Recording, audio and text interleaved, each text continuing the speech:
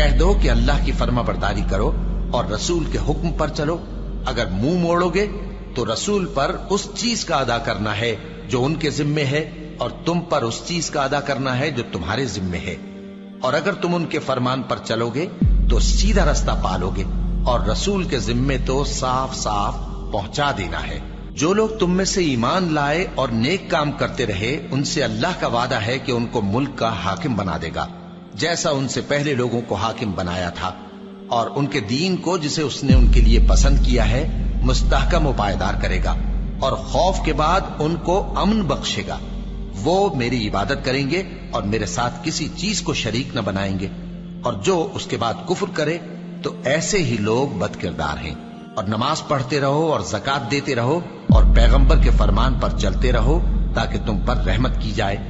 اور ایسا خیال نہ کرنا کہ کافر لوگ ہم کو زمین میں مغلوب کر دیں گے. ان کا ٹھکانہ دوزخ ہے اور وہ بہت برا ٹھکانہ ہے. مومنوں، تمہارے باندی غلام اور جو بچے تم میں سے بلوغ کو نہیں پہنچے 3 دفعہ یعنی 3 اوقات میں تم سے اجازت لیا کریں. ایک تو نماز فجر سے پہلے، اور دوسرے گرمی کی دوپہر کو جب تم کپڑے اتار دیتے ہو، اور تیسرے عشاء کی نماز کے بعد. یہ 3 وقت تمہارے پردے کے ہیں. ان کے آگے پیچھے یعنی دوسرے وقتوں میں نہ تم پر کچھ گناہ ہے اور نہ ان پر کہ کام کاج کے لیے ایک دوسرے کے پاس آتے رہتے ہو. اس طرح اللہ اپنی آیتیں کھول کھول کر بیان فرماتا ہے، اور اللہ بڑا علم والا ہے، بڑا حکمت والا ہے. اور جب تمہارے لڑکے بالغ ہو جائیں تو ان کو بھی اسی طرح اجازت لینی چاہیے جس طرح ان سے اگلے یعنی بڑے آدمی اجازت حاصل کرتے رہے ہیں. اس طرح اللہ تم سے اپنی آیتیں کھول کھول کر بیان فرماتا ہے، اور اللہ جاننے والا ہے، حکمت والا ہے.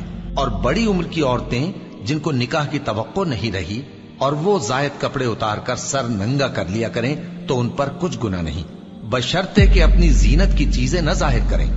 اور اگر اس سے بھی بچیں تو یہ ان کے حق میں بہتر ہے، اور اللہ سنتا ہے، جانتا ہے.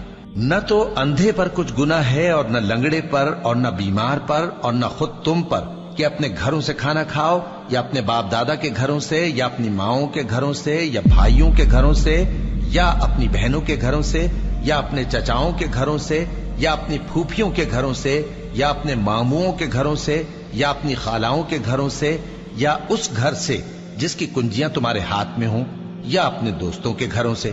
اور اس کا بھی تم پر کچھ گناہ نہیں کہ سب مل کر کھانا کھاؤ یا جدا جدا.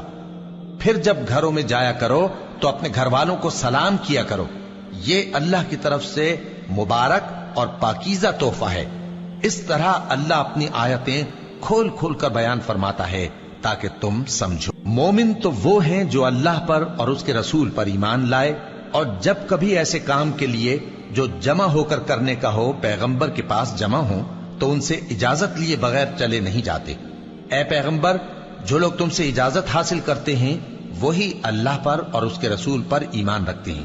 سو جب یہ لوگ تم سے کسی کام کے لیے اجازت مانگا کریں تو ان میں سے جسے چاہا کرو اجازت دے دیا کرو، اور ان کے لیے اللہ سے بخشش مانگا کرو. کچھ شک نہیں کہ اللہ بخشنے والا ہے، مہربان ہے. مومنوں، پیغمبر کے پکارنے کو ایسا خیال نہ کرنا جیسا تم آپس میں ایک دوسرے کو پکارتے ہو. بے شک اللہ کو وہ لوگ معلوم ہیں جو تم میں سے آنکھ بچا کر کھسک جاتے ہیں. تو جو لوگ ان کے حکم کی مخالفت کرتے ہیں ان کو ڈرنا چاہیے کہ ایسا نہ ہو کہ ان پر کوئی آفت پڑ جائے یا تکلیف دینے والا عذاب نازل ہو. دیکھو، جو کچھ آسمانوں اور زمین میں ہے سب اللہ ہی کا ہے. جس طریق پر تم ہو وہ اسے جانتا ہے، اور جس روز لوگ اس کی طرف لوٹائے جائیں گے تو جو عمل وہ کرتے رہے وہ ان کو بتا دے گا، اور اللہ ہر چیز سے واقف ہے.